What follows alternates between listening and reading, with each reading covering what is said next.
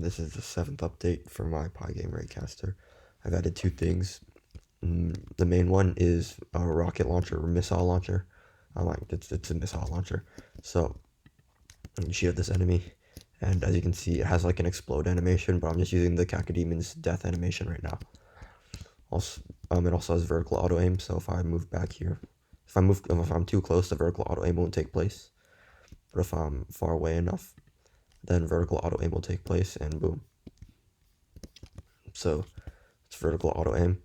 The second thing I added is just more accurate shooting. So if I restart to go back to the origin, this is like at this exact position, you could actually shoot.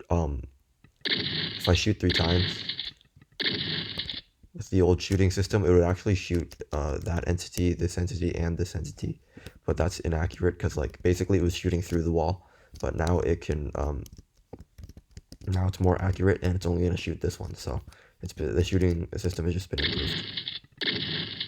It's a little annoying though sometimes, but I mean it's more accurate. So yeah.